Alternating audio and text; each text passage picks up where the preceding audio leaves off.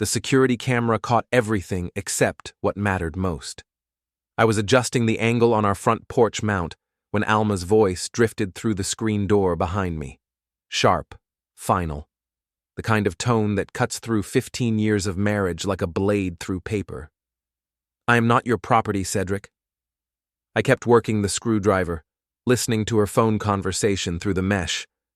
"My name is Cedric Fallon, and I've been installing security systems long enough to know that the most dangerous threats usually come from inside the house. I need private time," she continued, her voice dropping to that intimate register I hadn't heard directed at me in months. "With someone who actually listens." The screwdriver slipped. I caught it before it hit the porch boards, but the metallic scrape must have carried because Alma went quiet for a moment. Then she laughed, low and conspiratorial. "No. He's busy playing with his toys. We're good." 20 minutes later, I watched through our bedroom window as my wife of 15 years climbed into her ex-boyfriend's Honda Civic. She'd changed clothes, the conservative real estate agent outfit replaced by jeans that hugged her hips, and a blouse that showed more skin than she'd revealed to me in recent memory. I didn't argue. I didn't confront. I didn't slam doors or throw accusations around like some wounded animal. Instead, I did what 15 years as a cop and 10 years running Fallon Security had taught me to do when someone breaks the rules. I gathered evidence. My phone went into airplane mode. I memorized the Civic's license plate, New York registration, 7 characters burned into my memory like a brand. I noted the time.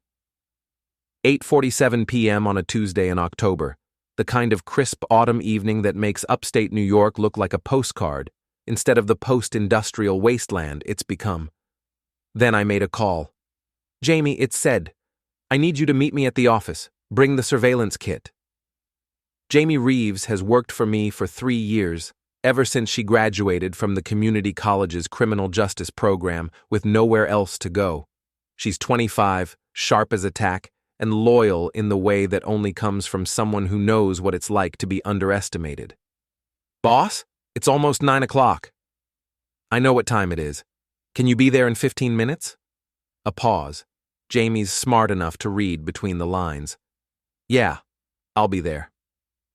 Fallon Security operates out of a converted garage on the edge of town, wedged between a tire shop and a place that sells discount furniture to people who can't afford better. It's not much to look at. Concrete floors, fluorescent lights that flicker when the wind blows wrong, and a coffee maker that's older than Jamie. But it's mine, bought and paid for with my police pension and every dollar I could scrape together after the department downsized me into early retirement. Jamie was waiting when I pulled up in my pickup, her beat-up Subaru already parked under the security light. She's tall and lean with short brown hair and the kind of direct gaze that makes people uncomfortable. Tonight, she looked worried. "What's going on?" Ced. I unlocked the office and flipped on the lights. The familiar smell of coffee grounds and electronic equipment settled around us like an old coat. "I need you to help me with a surveillance job." "Okay." She followed me to the equipment locker. "What kind of surveillance?" "The kind where we follow someone and document their activities." Jamie stopped walking. "Boss, are we talking about your wife?" I turned to look at her. Jamie's got good instincts, part of what makes her valuable. "We're talking about a subject who may be engaged in activities that could impact my personal and financial security." That's a yes. That's a professional assessment of a developing situation. She crossed her arms. "Ced, I'm not going to help you stalk Alma." "I'm not asking you to stalk anyone." I pulled a digital camera from the shelf, checked the battery level. "I'm asking you to help me gather evidence of potential misconduct that could affect the dissolution of marital assets." Jamie stared at me for a long moment. Then she sighed. "You sound like a cop." "I was a cop for 15 years. And now you sound like a cop whose wife is cheating on him." The words hung in the air between us. I could have denied it, could have maintained the professional fiction a little longer. Instead, I met her eyes and told her the truth. She left 20 minutes ago with her ex-boyfriend. She told someone on the phone that she needed private time with someone who actually listens. She's been getting texts at all hours for the past 2 months, and she changed her phone password 3 weeks ago. I set the camera on the workbench. So, yes, Jamie, I sound like a cop whose wife is cheating on him. She was quiet for a moment, processing. Then she nodded toward the equipment locker. What do you need? We loaded the surveillance kit into my pickup, digital cameras with telephoto lenses, audio recording equipment, GPS tracker, and a laptop computer that could run license plates through databases I still had access to, thanks to my old partner Rick Torres, who'd managed to avoid the department's downsizing by being better at politics than I was. The Honda Civic was parked outside Darren Banks's apartment complex on the north side of town. I knew the location because I'd run a background check on Banks 2 months ago, right around the time Alma started working late and taking phone calls in the bathroom. Darren Banks, 38 years old, divorced, worked in what he generously called tech consulting, but which seemed to involve selling overpriced apps to small businesses that didn't need them. He lived in one of those new luxury developments that had sprung up around the old mill site, all glass and steel and monthly rent that cost more than most people's mortgage payments. Jamie and I parked across the street with a clear view of the building's entrance. She had the camera ready while I pulled up Banks's information on the laptop. Tell me about this guy, she said, adjusting the telephoto lens. Alma's college boyfriend. They dated for 2 years before she met me. He moved back to town 6 months ago after his divorce was finalized in Albany. Convenient timing. That's what I thought. We waited. Jamie took establishing shots of the building, the parking area, the Honda Civic with its timestamp clearly visible. Professional surveillance work is 90% waiting and 10% trying not to miss the important moment when it finally happens. At 10:15, the building's front door opened. Alma emerged first, her hair slightly messed and her blouse untucked. Banks followed, his hand resting on the small of her back in a gesture that spoke of familiarity and ownership. Jamie's camera clicked steadily as they walked to the Honda. Banks opened the driver's door for Alma, a courtesy I couldn't remember him showing me in years. They talked for a moment, their faces close together, before Banks leaned in for a kiss that lasted long enough for Jamie to capture from multiple angles. Got it, Jamie said quietly. Alma drove away at 10:22. Banks stood in the parking lot watching until her taillights disappeared, then walked back inside his building. The whole scene had the comfortable rhythm of routine, not a first-time encounter, but a well-established pattern. What now? Jamie asked as we packed up the equipment. Now we go back to the office and process the evidence. And then? I started the pickup and pulled away from the curb. Then I make some phone calls. The first call went to my lawyer, a sharp-eyed woman named Patricia Morse, who'd handled my retirement paperwork and knew her way around New York's divorce laws. I left a message on her after-hours line. Pat, it's Cedric Fallon. I need to discuss asset protection strategies. Call me tomorrow. The second call went to my bank. The automated system let me transfer funds from our joint checking account into my personal business account, money I'd deposited from Fallon Securities' monthly retainer contracts. Perfectly legal, since it was my income, but it would limit Alma's access to liquid cash if things got complicated. The third call required more finesse. Rick, it said, sorry to bother you so late. Rick Torres had been my partner for the last 5 years of my police career. He's a good cop and a better friend, which is why he'd stayed in touch after I left the department.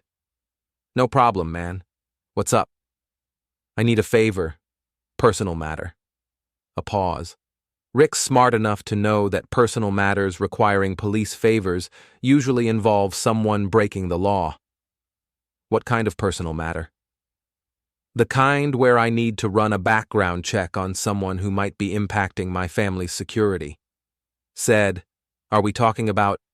We're talking about Darren Banks, 38, lives at the Millbrook Apartments on Riverside Drive. I need to know if he's got any outstanding warrants, civil judgments, restraining orders, anything that might be relevant to a domestic situation. Rick was quiet for a moment. How domestic are we talking? The kind where my wife might be making poor decisions about who she spends time with. Ah. Rick's tone shifted to something more sympathetic. Yeah, I can run that for you. Give me until tomorrow morning. Thanks, Rick. I owe you. No, you don't. Just be careful, okay? Don't do anything that's going to put you back in uniform if you know what I mean. I knew what he meant. Rick was reminding me that there's a difference between gathering information and taking action, and that crossing that line could land me in more trouble than a cheating wife ever could. I'm just collecting facts, I told him. Good. Keep it that way. Jamie and I spent another hour at the office, downloading photos and organizing files. The evidence was clear and comprehensive: timestamps, locations, photographs that left no room for interpretation.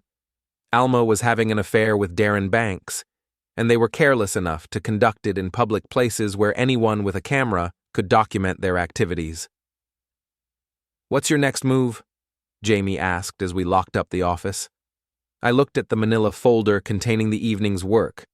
I'm going to go home and wait for my wife to come back from her private time. And then? Then I'm going to see how good an actress she really is. The house was dark when I got home at midnight. I parked in the driveway and walked up to the front porch, where the security camera I'd been adjusting earlier now had a perfect view of anyone approaching the front door. I made a mental note to check the recording in the morning. It would be interesting to see what time Alma returned and what her demeanor looked like when she thought no one was watching. Inside, I poured myself 2 fingers of bourbon and sat at the kitchen table with the surveillance photos spread in front of me.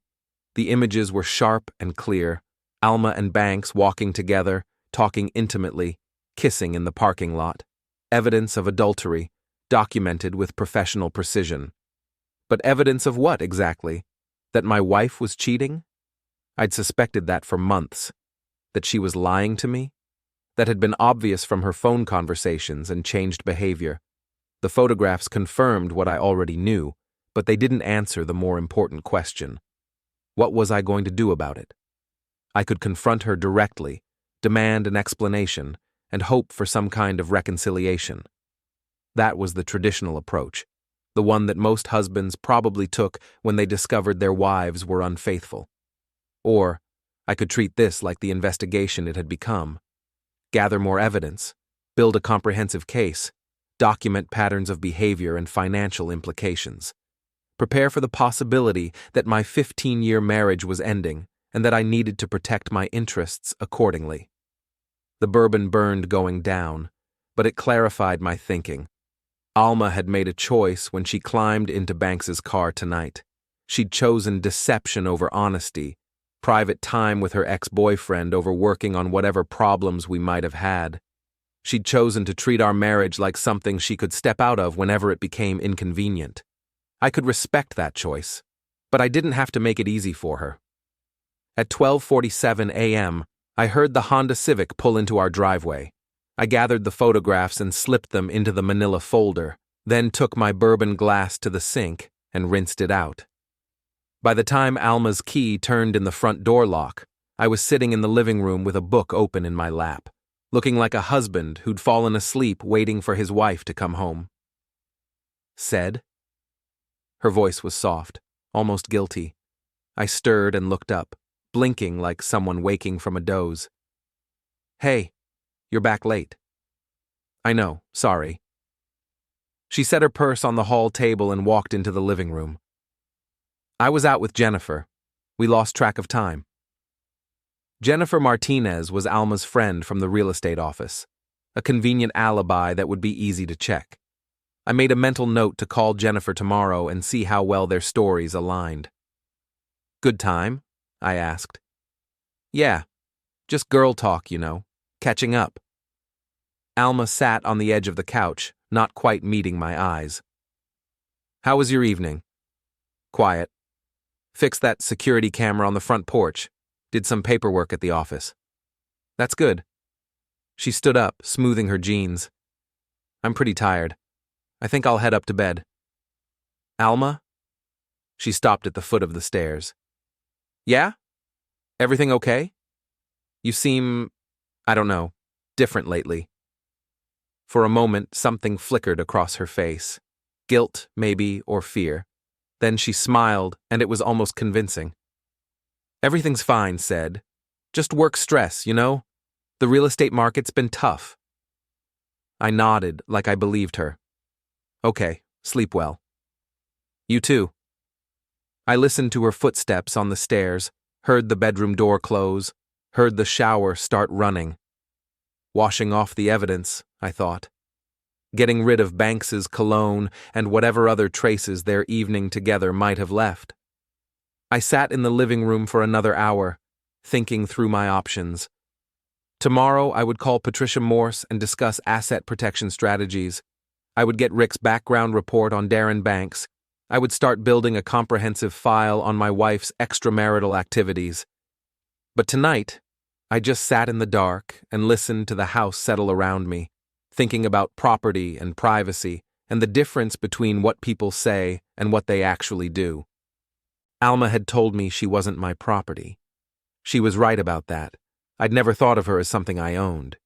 But she seemed to have forgotten that I wasn't her property either, and that treating me like a convenient fiction she could lie to whenever it suited her purposes was going to have consequences.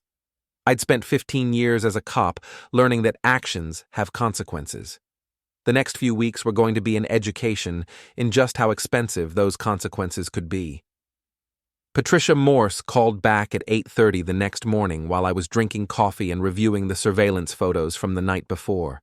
In daylight, with a clear head and professional detachment, the evidence looked even more damning.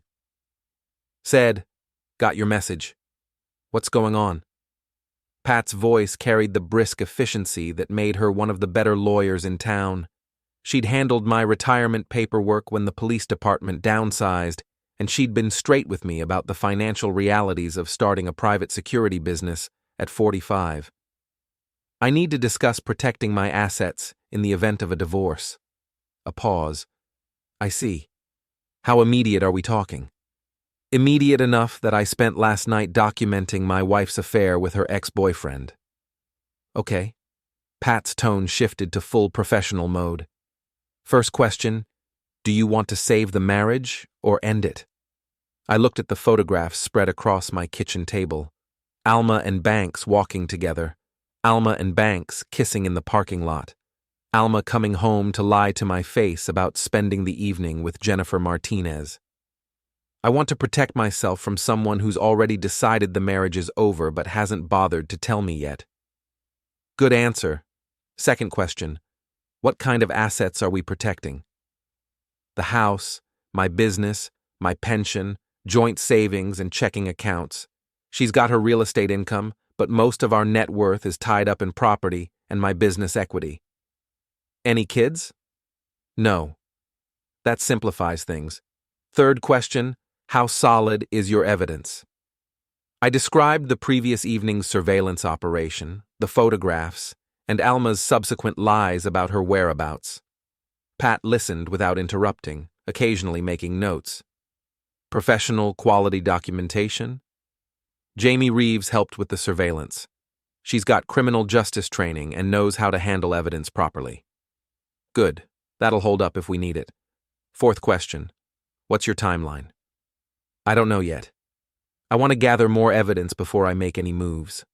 Smart. Here's what we're going to do immediately. You're going to document every joint asset, every shared account, every piece of property that could be subject to division. I'm going to prepare paperwork for asset protection and draft a separation agreement that protects your business interests. We're not filing anything yet, but we're going to be ready. What about the joint accounts? You can legally move your income into separate accounts, but don't touch money she's contributed.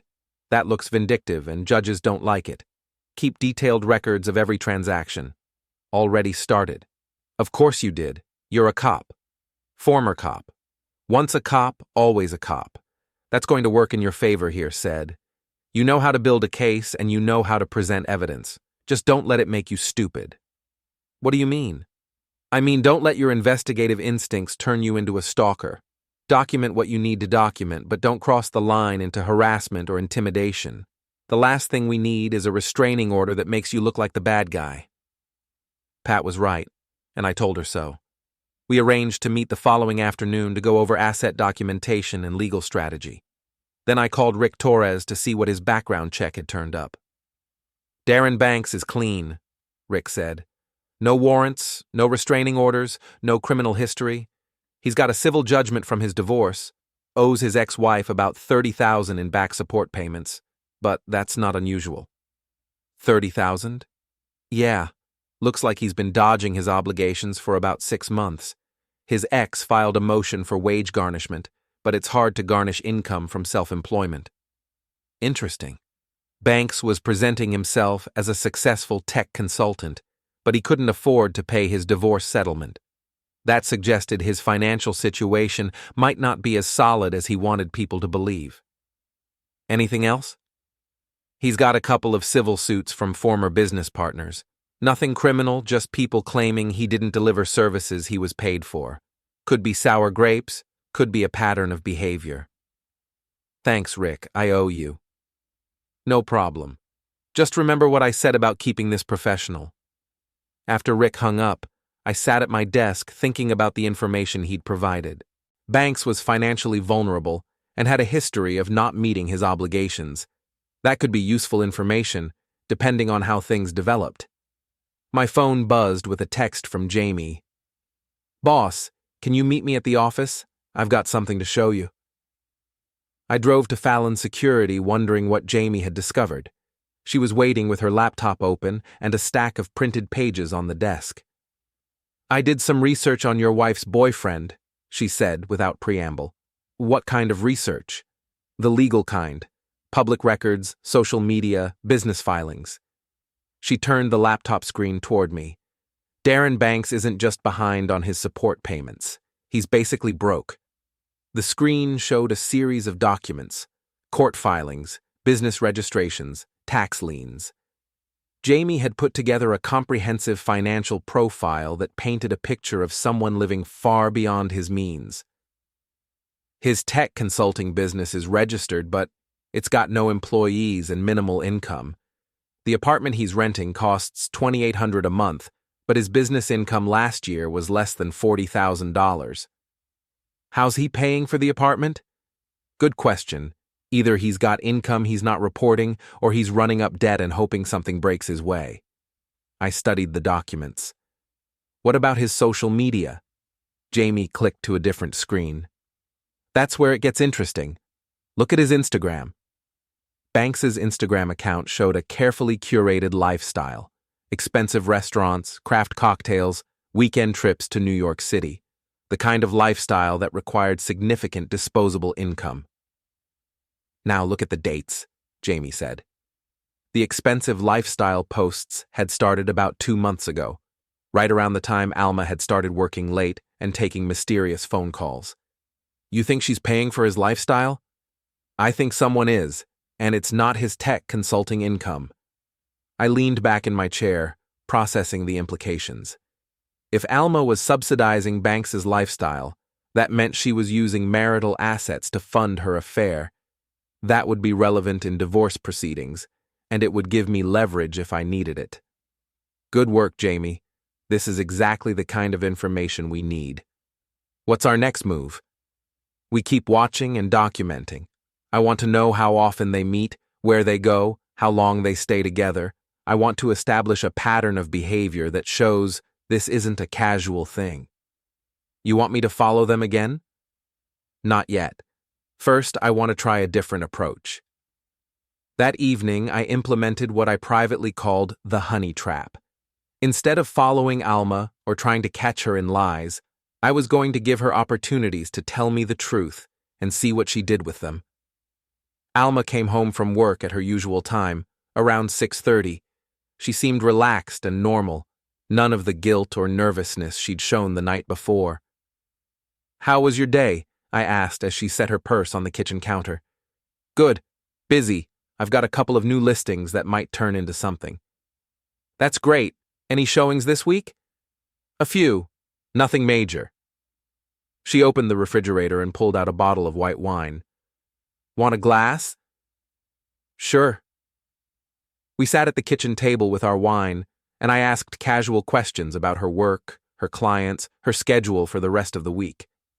Alma answered easily, providing details about properties and potential buyers. Nothing in her manner suggested deception.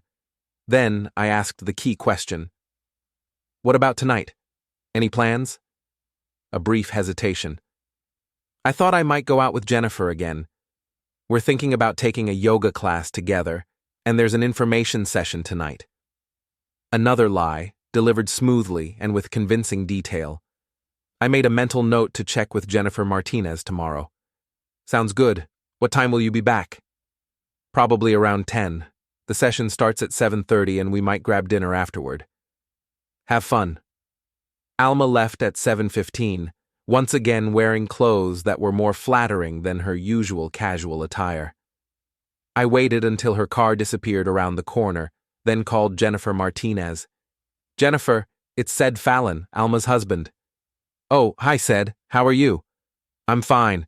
Listen, I'm trying to surprise Alma with something, and I wanted to coordinate with you about this yoga class thing you two are doing tonight. A pause. Yoga class? Yeah, she said you were going to an information session together, maybe grabbing dinner afterward. Ced, I'm home with my kids tonight. I haven't talked to Alma in 3 days. Oh. I let confusion creep into my voice. She must have gotten her wires crossed. Maybe it's next week? Maybe. You know how busy she's been lately. Yeah, thanks, Jennifer. Sorry to bother you. No problem. I hung up feeling a mixture of satisfaction and sadness. Satisfaction because Alma's lie was now documented and verifiable. Sadness because my wife of 15 years was becoming a stranger, someone who could look me in the eye and lie without apparent effort or remorse. At 8:30, I drove to Banks's apartment complex. The Honda Civic was parked in the same spot as the night before. I didn't get out of my truck or attempt any surveillance. I just noted the time and location, then drove home. This time, I didn't wait up. When Alma returned at 10:45, I was already in bed with the lights off, pretending to sleep. She moved quietly through the house, taking a shower and brushing her teeth before slipping into bed beside me. How was yoga?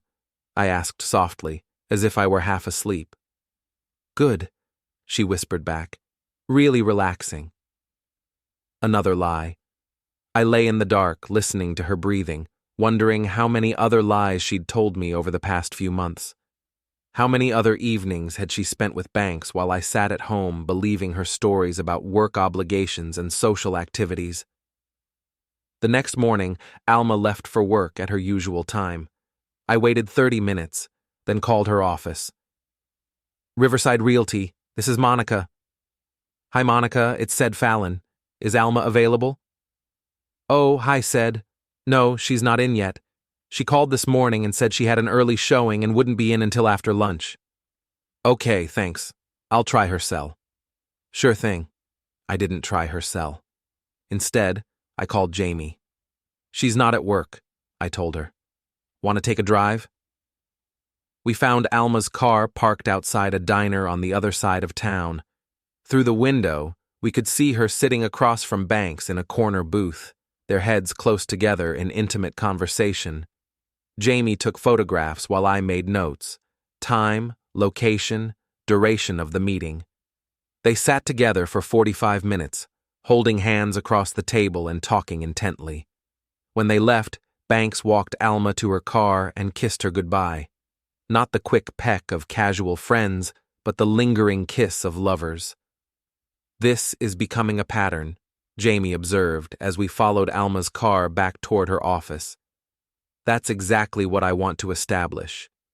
Pattern of behavior, frequency of contact, evidence of an ongoing relationship rather than a casual encounter. How long do you want to keep documenting? Until I have enough evidence to protect myself in divorce proceedings. And then? I thought about that question as we drove back to the office. What was my end game here? What did I want to accomplish beyond gathering evidence? Then I'm going to give Alma a choice, I said finally. What kind of choice? The choice to end this affair and work on our marriage, or to end our marriage honestly instead of sneaking around behind my back. Jamie was quiet for a moment. What if she chooses the affair? Then at least I'll know where I stand. That afternoon, I met with Patricia Morse to review asset documentation and legal strategy. Pat had prepared preliminary paperwork for asset protection and drafted a separation agreement that would protect my business interests. The evidence you've gathered is solid, she said, reviewing the surveillance photographs and documentation. If she contests the divorce or tries to claim a larger share of assets, this will support your position. What about the fact that she's using marital funds to support her boyfriend's lifestyle? That's called dissipation of marital assets, and it's definitely relevant. If you can prove she's been spending significant amounts of money on him, the court can factor that into the property division. How do I prove that? Bank records, credit card statements, receipts. You'll need to show money leaving your joint accounts and going toward expenses that benefit him rather than the marriage. I made a note to start reviewing our financial records more carefully. What's my next step? Keep documenting, but start thinking about your timeline. You can't maintain this level of surveillance indefinitely without it becoming problematic. At some point, you're going to need to either confront her or file for separation. How long do I have? Legally? As long as you want, practically, until she figures out what you're doing or until the stress of living a double life starts affecting your judgment. Pat was right about the stress. Maintaining a facade of normalcy while conducting surveillance on my own wife was taking a toll. I was sleeping poorly, drinking more than usual, and finding it difficult to concentrate on work that didn't involve documenting Alma's betrayal. Before we dive deeper into this story, I have one small request. Please subscribe, drop a like, comment, and hit that hype button to boost this channel so more people can discover these incredible Reddit stories. But I wasn't ready to confront her yet. I wanted more evidence, a clearer picture of the scope and duration of her deception. I wanted to be absolutely certain of my facts before I made any irreversible moves. That evening, Alma came home with Chinese takeout and a bottle of wine, suggesting we have a quiet dinner together. She was affectionate and attentive, asking about my work and sharing stories about her day. If I hadn't known about her affair, I would have thought she was making an effort to reconnect with me. Instead, I recognized it as guilt-driven behavior, the kind of compensatory attention that cheating spouses often show when they're trying to assuage their consciences. "This is nice," she said as we finished dinner. "We should do this more often." "Yeah," I agreed. "We should." But even as I said it, I was thinking about the photographs in my office safe, the documented lies, the evidence of a double life that made evenings like this feel like elaborate performances rather than genuine intimacy. Alma was right about one thing. She wasn't my property, but she was still my wife, and she owed me honesty about what that meant to her. If she wanted out of our marriage, she had every right to leave. But she didn't have the right to lie to me while she figured out what she wanted. The next few days would determine whether she was willing to have that honest conversation, or whether I would need to force the issue through legal channels. Either way, the investigation phase was almost over. Soon, it would be time for action. By the end of the second week, I had documented 7 separate meetings between Alma and banks.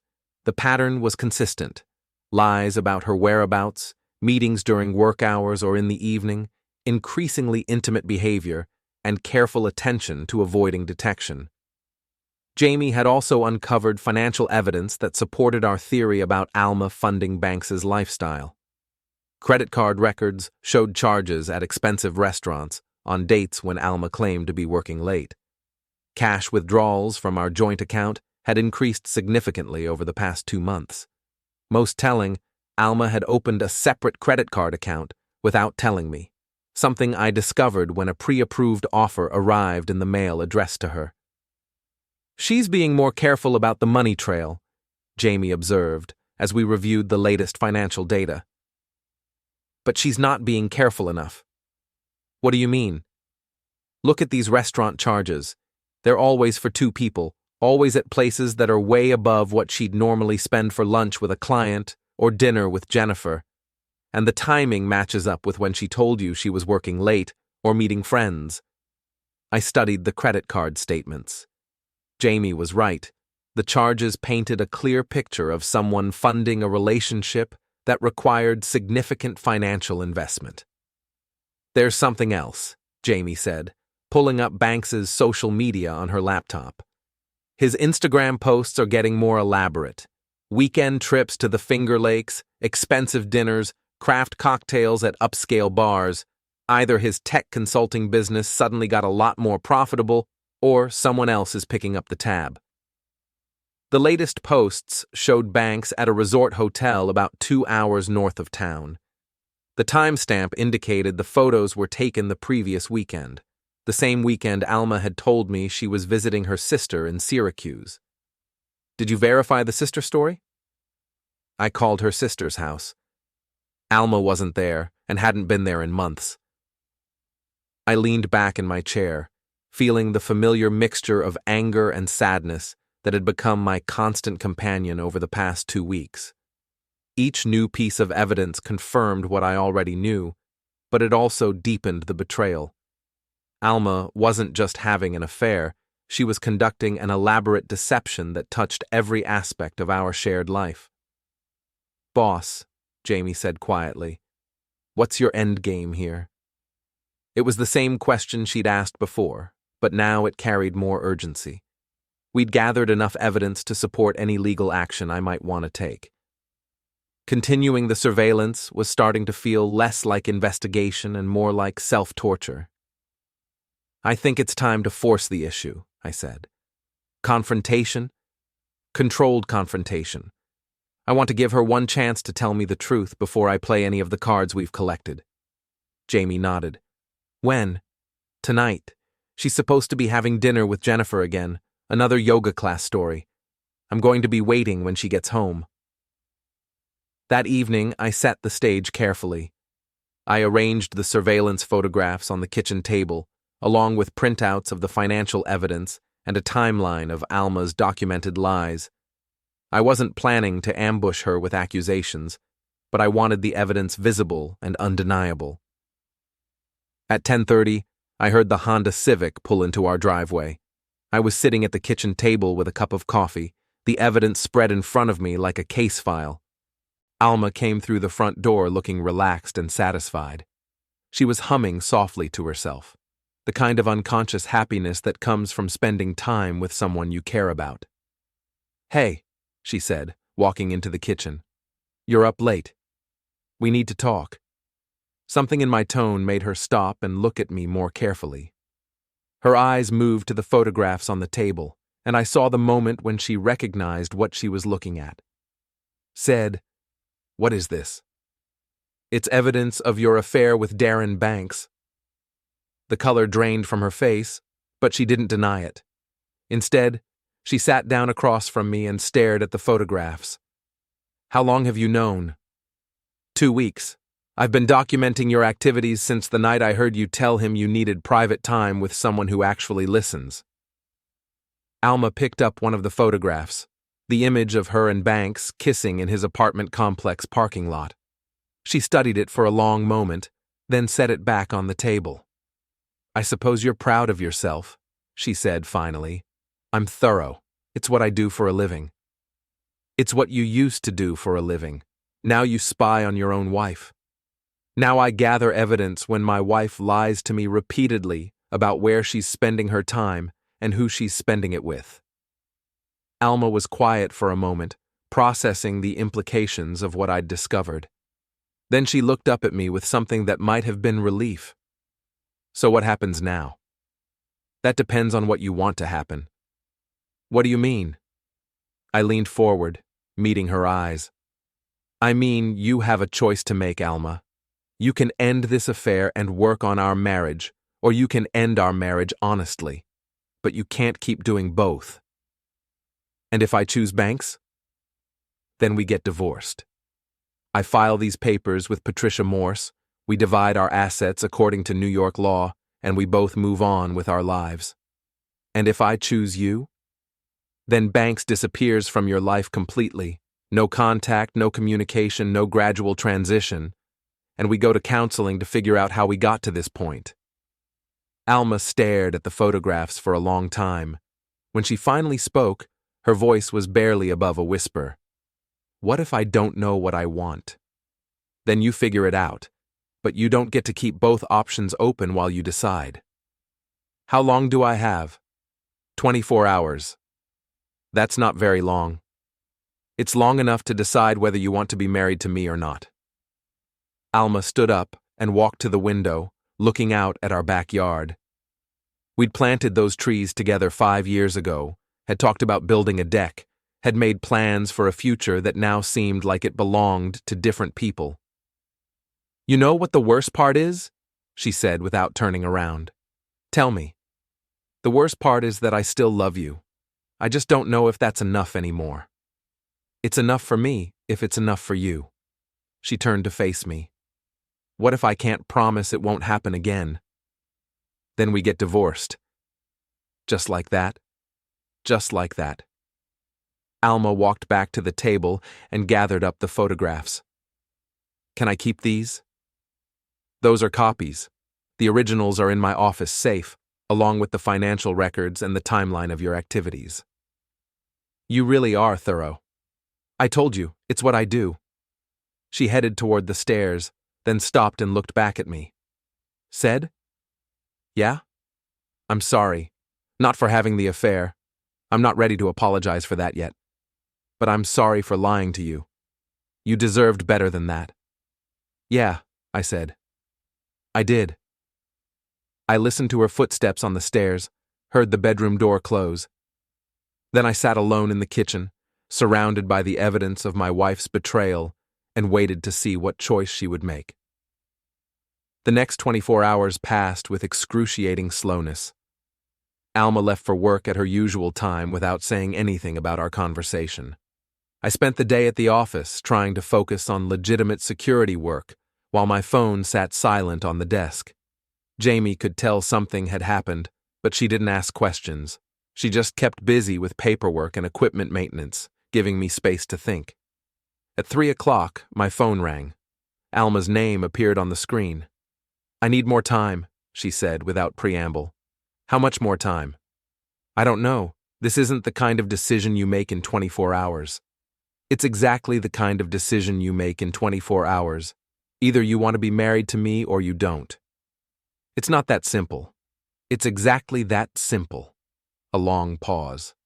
What if I choose wrong? Then you live with the consequences, just like I'm living with the consequences of your choices over the past 2 months. Said, please. I just need a little more time to think. You've had 2 months to think. Time's up. I hung up and turned off my phone. Jamie looked up from her paperwork. Everything okay? She wants more time to decide whether she wants to stay married. What did you tell her? I told her time's up. At 6 o'clock, I drove home expecting to find either Alma waiting with a decision or an empty house with a note. Instead, I found Darren Banks sitting on my front porch. He stood up as I got out of my truck, and I could see he was nervous. Banks was about my height but softer, the kind of man who spent his days behind a computer screen rather than doing physical work. Mr. Fallon, I'm Darren Banks. I think we need to talk. I don't think we have anything to talk about. I think we do. I walked up the porch steps, forcing him to move aside. You're trespassing. I'm trying to have a conversation. The conversation is over. You can leave voluntarily or I can call the police and have you removed. Look, I know you're angry. I turned to face him. You don't know anything about what I am. You're sleeping with my wife and spending my money, and now you're standing on my property trying to negotiate. That's not going to work. I love her. Good for you. Love her somewhere else. She loves me too. Then she can divorce me and marry you. But she doesn't get to have both. Banks took a step closer, and I could smell expensive cologne, the kind that cost more than he could afford on his legitimate income. What if I told you I was willing to step aside? I'd say that's between you and Alma. What if I told you she asked me to step aside? I studied his face, looking for signs of deception. Did she? She called me an hour ago, said she'd made her choice. And? She chose you. I felt something loosen in my chest. Relief, maybe, or just the absence of the tension I'd been carrying for 2 weeks. But I didn't let it show on my face. Then why are you here? Because I wanted to make sure you understand what you're getting. She doesn't love you the way she loves me. She's choosing security over passion, familiarity over excitement. She's settling. That's her choice to make. Is that really what you want? A wife who's settling for you? I looked at Banks, this soft, financially irresponsible man who'd been living off my wife's guilt and my money for the past 2 months, and felt something close to pity. What I want is a wife who's honest with me. If Alma can do that, we'll work on the rest. If she can't, we'll get divorced and you can have her. Either way, you're done spending my money and sleeping in hotel rooms I'm paying for. Banks's face flushed. It's not about the money. Everything's about the money, Banks. You're behind on your support payments, your business is failing, and you can't afford the lifestyle you've been living. Alma was subsidizing your midlife crisis, and now the subsidy is ending. You don't know what you're talking about. I know exactly what I'm talking about. I also know that if I see you near my wife or my property again, I'll have you arrested for harassment. Are we clear? Banks stared at me for a moment, then walked down the porch steps toward a car I hadn't noticed before, a beat-up sedan that was more consistent with his actual financial situation than the lifestyle he'd been projecting. She'll come back to me, he called over his shoulder. Maybe, I said, but not on my dime. I watched him drive away, then went inside to wait for my wife to come home. Alma returned at 8:30, looking exhausted and emotionally drained. She found me in the kitchen, reading a book and drinking coffee. Darren said he talked to you. He did. He said you threatened him. I told him the truth about his financial situation and warned him to stay away from my property. Alma sat down across from me. I ended it. I know. How do you know? Because you're here instead of packing a suitcase. She was quiet for a moment. I don't know if I made the right choice. That's honest. I don't know if I can promise it won't happen again. That's also honest. I don't know if I still want to be married to you. But you're willing to try? I'm willing to try. I closed my book and looked at her. Then we try, but we try with complete honesty from now on. No lies, no secrets, no private time with ex-boyfriends. And if I can't do that, then we get divorced. But we do it honestly, without the lies and deception. Alma nodded. Okay. Okay. We sat in silence for a while, both of us processing what had just happened. The affair was over, but the damage it had caused would take time to heal, if it could be healed at all. Said? Yeah? Thank you for giving me a choice. Everyone deserves a choice. They just don't get to avoid the consequences of the choices they make. What happens now? Now we see if we can rebuild something worth keeping. It wasn't a happy ending, not yet anyway. But it was an honest beginning, and after 2 weeks of lies and surveillance and deception, honesty felt like progress. The photographs went back into my office safe, along with the financial records and timeline.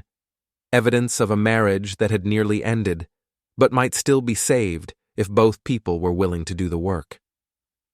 Time would tell whether Alma was willing to do that work and whether I was willing to trust her again. But for the first time in weeks, we were both operating from the same set of facts. That felt like a start.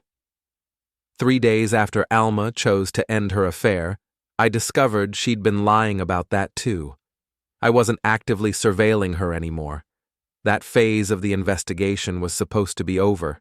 But old habits die hard, and when she claimed to be working late on Thursday evening, I found myself driving past her office to see if her car was there.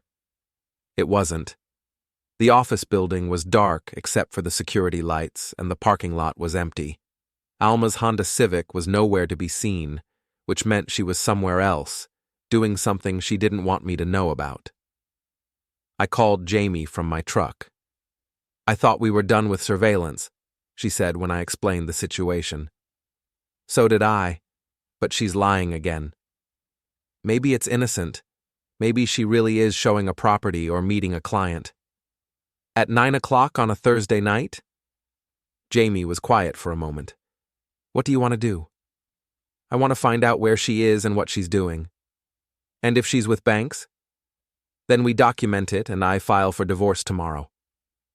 We found them at a restaurant across town, not the kind of upscale place they'd been frequenting during their affair, but a quiet family restaurant where they were less likely to be recognized. They were sitting in a corner booth, talking intently across a table covered with papers. "Looks like they're having a business meeting," Jamie observed as she adjusted the camera's telephoto lens. "Or planning something." Through the restaurant window, I could see Alma and Banks reviewing what looked like documents or contracts. Their body language was different from the intimate meetings I'd documented before. Less romantic, more conspiratorial. "Get photos of whatever they're looking at," I told Jamie. She adjusted the camera angle and clicked off several shots. "Got it. What now?" "Now we wait and see what they do next." They stayed in the restaurant for an hour, reviewing documents and talking seriously. When they finally left, they didn't kiss goodbye or show any signs of romantic involvement. Instead, Banks handed Alma an envelope. They shook hands like business associates, and they drove away in separate cars. "That wasn't a romantic meeting," Jamie said as we packed up the surveillance equipment. "No, it wasn't, which makes it more interesting." "What do you think they were discussing?" "I don't know yet, but I'm going to find out." The next morning, I called Patricia Morse and scheduled an emergency meeting. When I arrived at her office, I brought copies of the new surveillance photos and a detailed timeline of Alma's activities since she'd claimed to end the affair. "She lied to you about ending it," Pat said after reviewing the evidence. "That's what I thought at first. But look at their body language in these photos. This isn't a romantic meeting." Pat studied the images more carefully. "You're right. This looks like a business transaction." "That's what I think, too. The question is, what kind of business?" "Let me ask you something," said. "Has Alma had access to any sensitive information through your security business?" I thought about that question.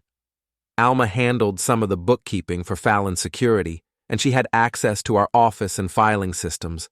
She knew about our clients and the types of security services we provided.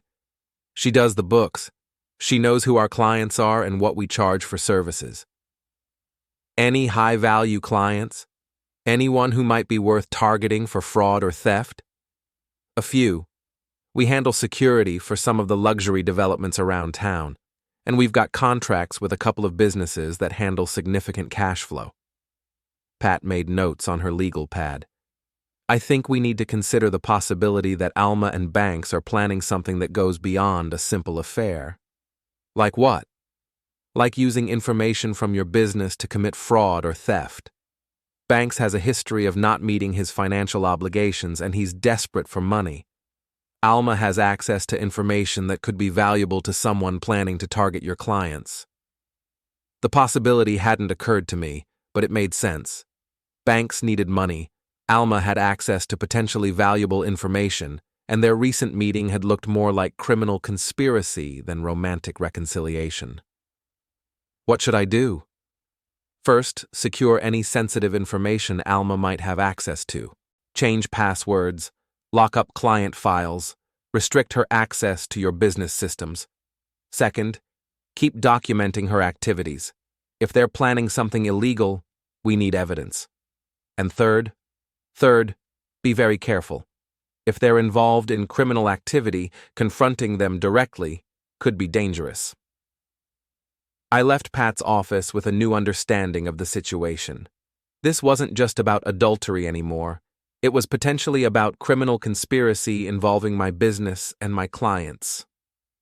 Back at the office, I called Jamie and explained what Patricia had suggested. That would explain the business-like meeting, Jamie said, and it would explain why Banks approached you on your porch. He wasn't trying to negotiate about the affair.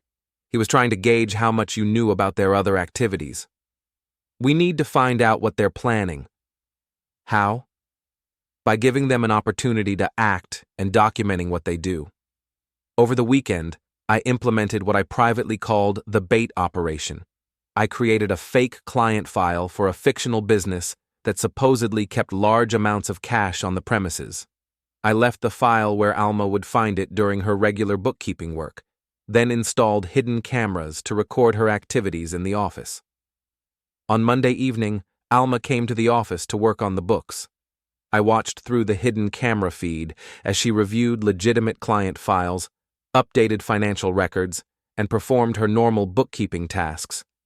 Then she found the fake file. I watched her open it and read through the fictional information about the cash-heavy business and its security needs. She photographed several pages with her phone, then carefully returned the file to its original position. "Got her," I said to Jamie, who was monitoring the feed with me. "She's definitely passing information to someone. The question is what they plan to do with it." We didn't have to wait long to find out. The next day, Banks called the main number for Fallon Security and asked to speak with me about security services for his tech consulting business. "Mr. Fallon, this is Darren Banks. I'm interested in discussing security options for my business." I kept my voice professionally neutral. "What type of security services are you looking for?" "Well, I handle sensitive client data, and I'm concerned about both physical and digital security. I was wondering if we could meet to discuss options." "Certainly. When would be convenient?" "How about tomorrow afternoon? I could come to your office around 2 o'clock. "That works. I'll see you then." After Banks hung up, I called Jamie. "He's coming to the office tomorrow. I want you here with recording equipment." "You think he's going to try something?" "I think he's going to try to gather information about our security procedures and client protocols. Information that could be useful if he's planning to target one of our clients." "What's the plan?"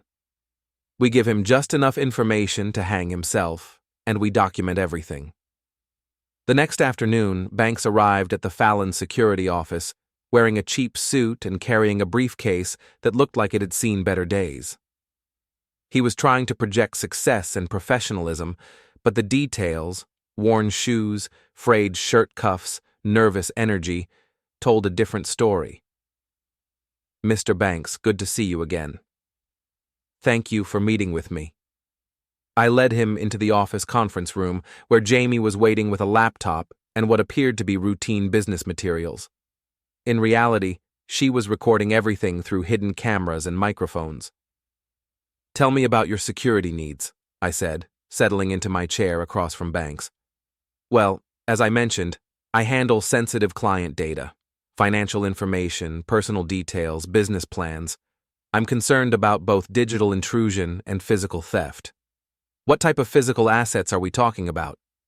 "Mainly computer equipment and data storage devices, but some of my clients also ask me to handle cash transactions for certain services."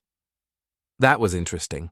Banks was claiming to handle cash transactions, which would justify his interest in security services for cash-heavy businesses. "How much cash are we typically talking about?" "It varies. Sometimes several $1,000s, sometimes more." "And where do you currently store this cash?"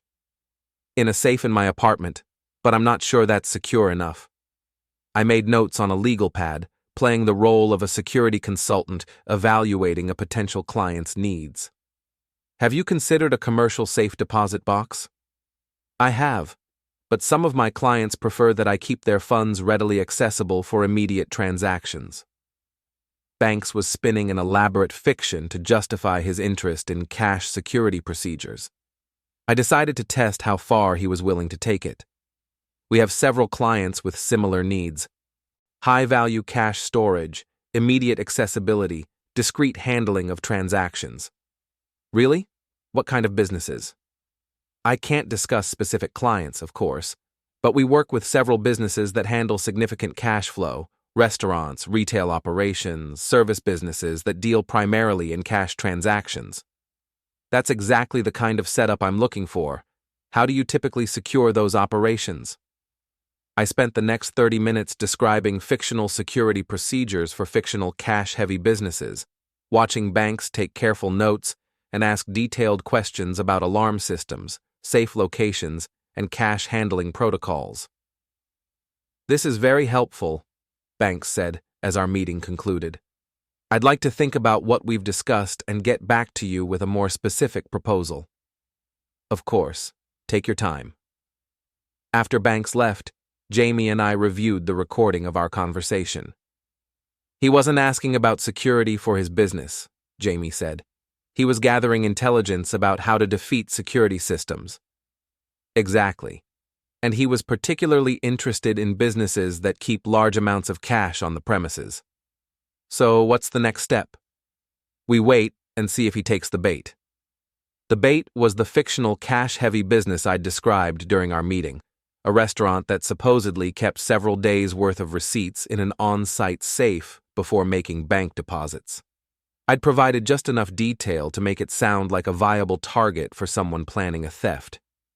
2 days later, Alma asked me about the restaurant during one of our awkward attempts at normal conversation. "I heard you might be getting a new client," she said over dinner. "Some restaurant downtown? Where did you hear that?" "I thought I saw something in the files when I was doing the books." Another lie. There was no file for the fictional restaurant in our legitimate business records. The only way Alma could have known about it was through her meeting with Banks. "We're still in the preliminary discussion phase," I told her. "Nothing definite yet." "What kind of restaurant is it?" "Family place. They do a lot of cash business, so they need security for their deposit procedures." I watched Alma process this information, knowing she would pass it along to Banks at their next meeting. "Sounds like it could be a good contract for you." "We'll see." That weekend, I implemented the final phase of the operation. I rented a vacant storefront in a shopping plaza across town and set up a fake restaurant with professional signage and realistic window displays. Then I installed comprehensive surveillance equipment and waited to see if Banks would attempt to scout the location. I didn't have to wait long. On Monday evening, Banks drove through the shopping plaza parking lot and spent several minutes studying the fake restaurant.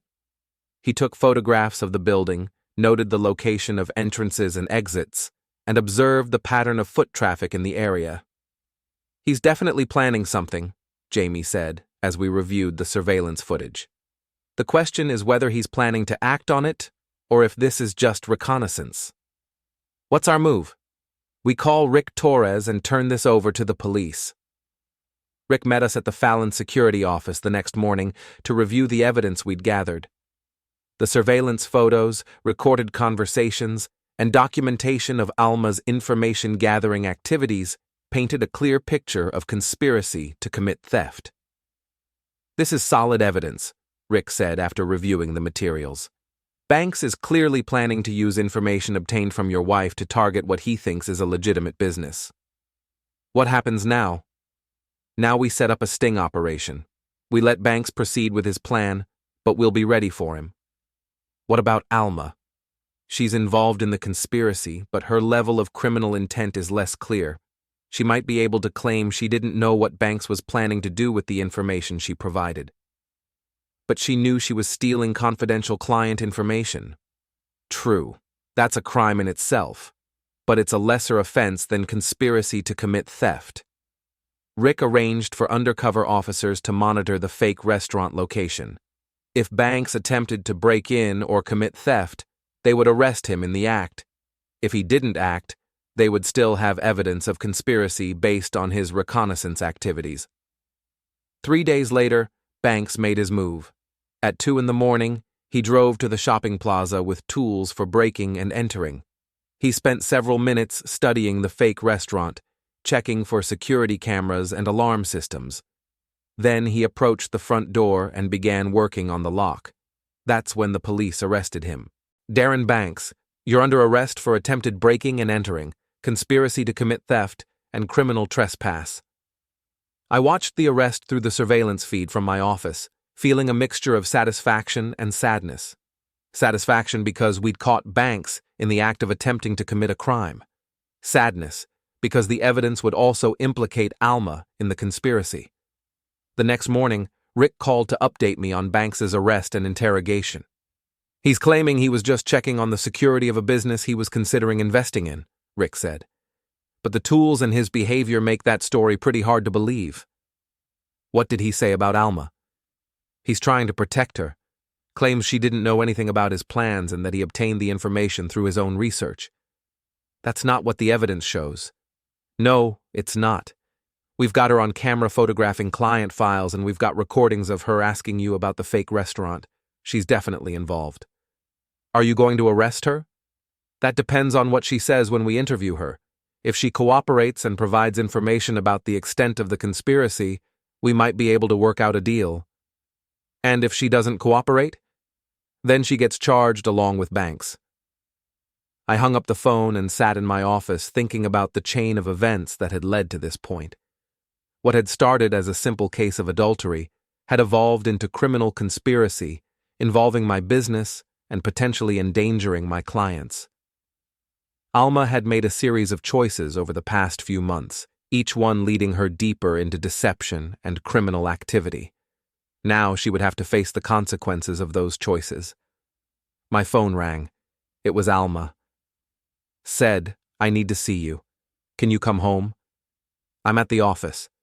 Please, it's important. I'll be there in 20 minutes. I drove home wondering what Alma was going to tell me. Did she know about Banks's arrest? Was she planning to confess her involvement in the conspiracy? Or was she going to try one more deception? I was about to find out. Alma was waiting in the kitchen when I arrived home, sitting at the same table where I'd confronted her about the affair 3 weeks earlier. But this time she looked different, defeated, exhausted, like someone who'd finally run out of lies to tell. They arrested Darren, she said without preamble. I know. You know? She looked up at me with surprise. How do you know? Because I set him up. The color drained from her face. What do you mean? I sat down across from her and explained the entire operation. The fake client file, the hidden cameras in the office, the fictional restaurant, the surveillance of Banks's reconnaissance activities. I told her about the evidence we'd gathered and how it would be used in his prosecution. You've been watching me this whole time, she said when I finished. I've been protecting my business and my clients from criminal conspiracy. I never meant for it to go this far. How far did you mean for it to go? Alma was quiet for a long moment, staring at her hands. When she finally spoke, her voice was barely above a whisper. Darren was desperate. His ex-wife was threatening to have him arrested for back support payments, and he owed money to some people who weren't going to wait much longer for payment. So you decided to help him steal from my clients. It wasn't supposed to be stealing. He said he just needed information about businesses that handled cash so he could approach them about consulting services. Consulting services that involved breaking and entering? I didn't know he was planning to break in anywhere. I thought he was just trying to generate legitimate business leads. I studied her face, looking for signs of deception. After weeks of documenting her lies, I'd become good at reading her tells, the way she avoided eye contact when she wasn't telling the truth, the slight hesitation before she spoke, the defensive posture she adopted when she felt cornered. This time, I believed she was telling the truth, at least partially. She might not have known the specific details of Banks's plan, but she'd known she was stealing confidential information from my business. The police want to interview you, I told her. I figured they would. They're offering a deal if you cooperate and provide information about the conspiracy. What kind of deal? Reduced charges in exchange for testimony against Banks. Alma nodded slowly. And if I don't cooperate? Then you get charged as a co-conspirator in attempted theft, criminal conspiracy, and violation of client confidentiality. What do you think I should do? The question surprised me. After weeks of lies and deception, Alma was asking for my advice about how to handle the legal consequences of her actions. I think you should tell the truth. All of it. Everything you did, everything you knew, everything Banks told you about his plans. Even if it makes me look guilty? Especially if it makes you look guilty.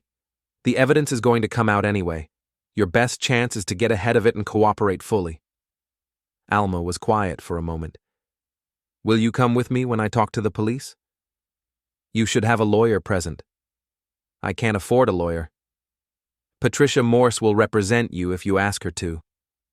Will you ask her for me? I looked at my wife of 15 years, sitting at our kitchen table, asking me to help her deal with the consequences of betraying me and my business. 3 weeks ago, I would have been angry. Now I just felt tired. Yeah, I said. I'll call her. Patricia Morse agreed to represent Alma, with the understanding that there might be conflicts of interest given that she was also representing me in potential divorce proceedings. This is complicated, Pat told me over the phone. I can represent her in the criminal matter, but if you decide to proceed with divorce, she'll need separate counsel for that. I understand. What are you thinking about the divorce? I looked across the kitchen at Alma, who was staring out the window at our backyard. I'm thinking our marriage ended the night she chose to help Banks steal from my clients. Even if she didn't know the full extent of his plans? She knew enough. She knew she was stealing confidential information from my business and passing it to someone who owed money to dangerous people. That's enough. Okay, I'll represent her in the criminal matter, and we'll discuss divorce proceedings after that's resolved. The police interview took place the next morning at the station downtown. Alma, Patricia, and I sat in a conference room with Rick Torres and a detective from the Financial Crimes Unit. Mrs. Fallon, the detective began, we need you to tell us about your relationship with Darren Banks and any information you may have provided to him about your husband's security business. Alma looked at Patricia, who nodded encouragingly. I was having an affair with Darren, Alma said. It started about 3 months ago. How did the affair begin? He contacted me through social media. We dated in college and he'd moved back to town after his divorce. We started meeting for coffee and it developed from there. When did he first ask you about your husband's business? About a month ago. He said he was interested in starting a security consulting business and wanted to know how Ced's company operated. What kind of information did you provide? Alma described the client files she'd photographed, the business procedures she'd discussed, and the specific information she'd gathered about cash handling protocols. Did Mr. Banks ever tell you what he planned to do with this information? He said he wanted to approach businesses about consulting services. He said he could help them improve their security procedures. Did he ever mention breaking into businesses or stealing money? No, never.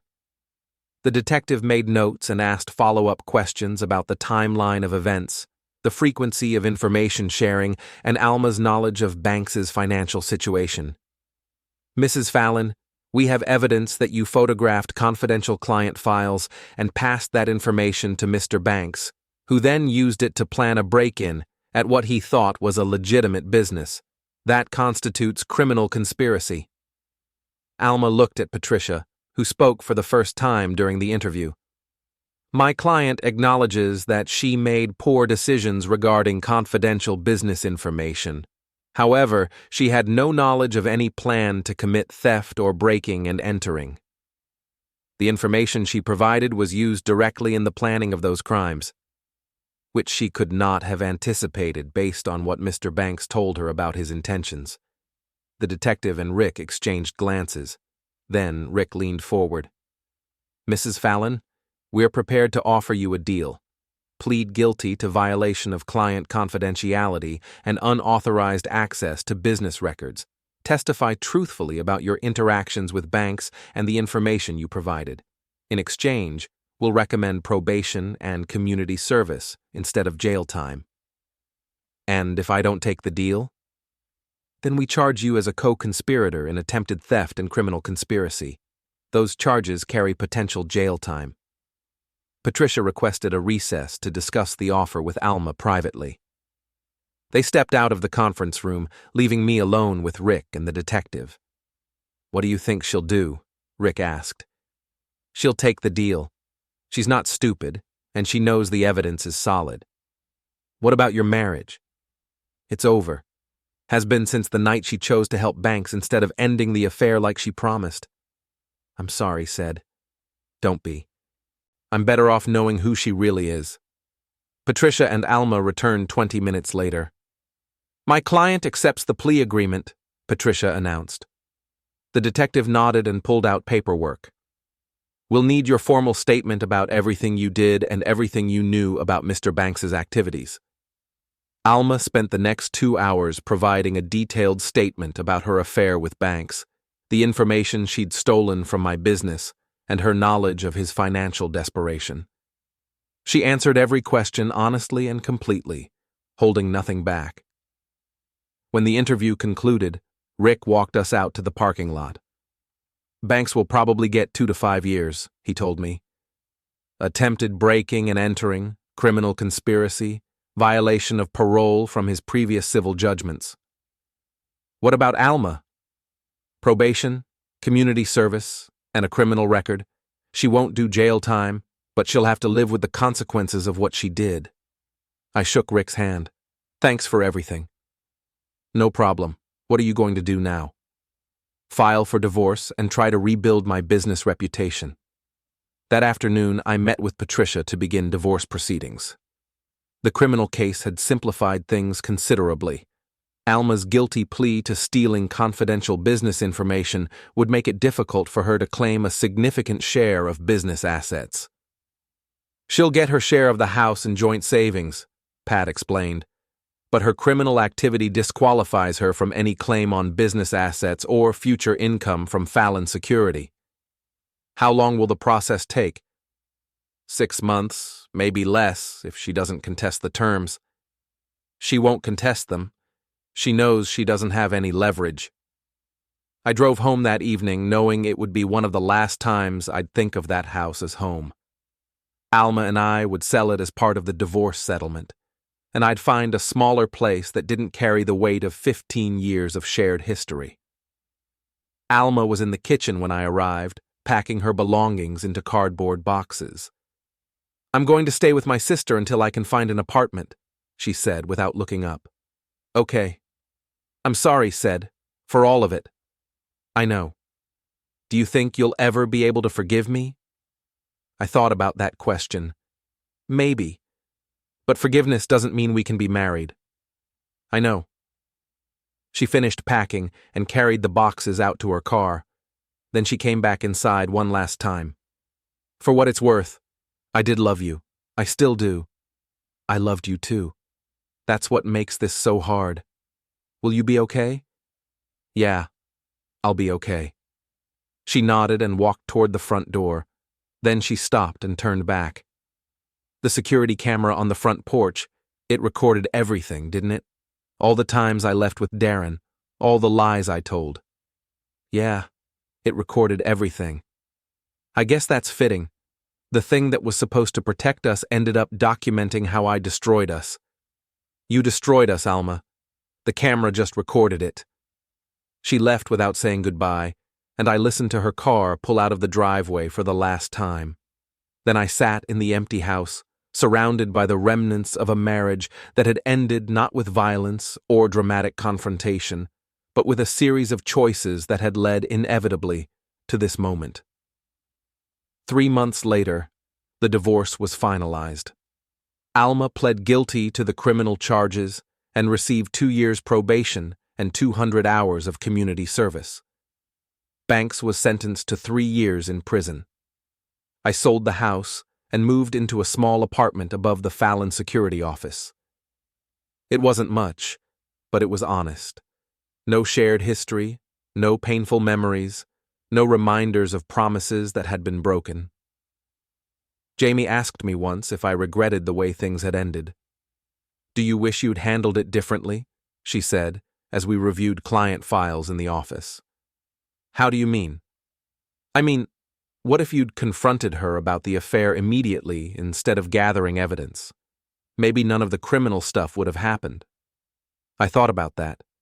Maybe, but then I would never have known who she really was. And knowing was worth all this? Knowing is always worth it, even when it hurts. The security camera that had started it all was still mounted on the front porch of the house when the new owners moved in. I'd left it there as part of the sale, along with a note explaining how to operate the system. Property protection, I'd written, records everything that approaches the front door. It seemed like an appropriate legacy for a marriage that had ended when someone I trusted decided I wasn't worth protecting.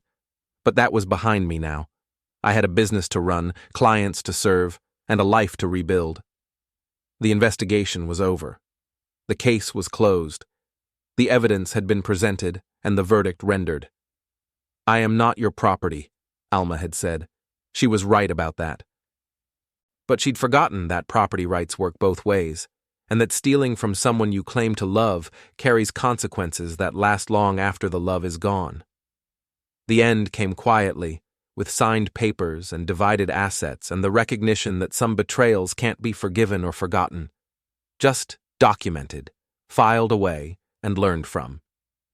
That's what I do for a living, after all. I gather evidence, present facts, and let people make their own choices about what those facts mean. Alma made her choices, I made mine, and the security camera recorded it all.